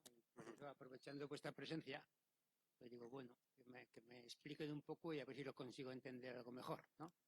Pues sé que mañana hay mucha expectación al respecto, si no, bueno, con horario americano habrá que ver por dónde va. Pero yo voy a plantear el siguiente: si esto lo hace una persona y eres capaz de generar un grupo de investigadores alrededor de esa persona en Navarra, que es lo que hacen en el País Vasco, dentro de 3 años, con otro problema distinto, o 5 años, podemos estar liderando grupos importantes. Pero por eso digo, hasta que no lea tan bien el artículo, no me atrevo a decir qué técnicas han usado. Sé que han usado Big Data y sistemas de toma de decisión combinados, los ensembles que llamamos nosotros, pero no puedo decir cómo, porque no lo he leído. Y lo he pedido, pero claro, ahí el secreto pues es fundamental hasta que salga publicado, claro. Tenemos idea de hacer actividades de cultura científica a lo largo del año, pues le podemos decir que en cuanto se lo estudie bien, ya se publique mañana, empiece a salir toda la información, pues que en unos meses le podemos invitar para que venga a contárnoslo, ¿no? Ni tanto, incluso antes. Eso es. A ver, vale. Pues si os parece bien, ya cerramos la jornada. Perdón, ¿hay otra pregunta?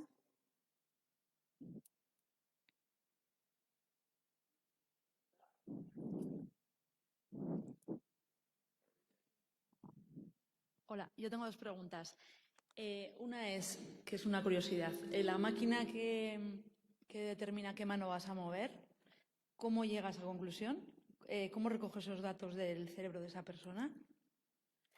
Y la otra es una máquina que llega a un diagnóstico, por ejemplo, del cáncer que has hablado de piel. ¿Puede una máquina llegar a un diagnóstico sin que se le hayan metido esos datos anterior?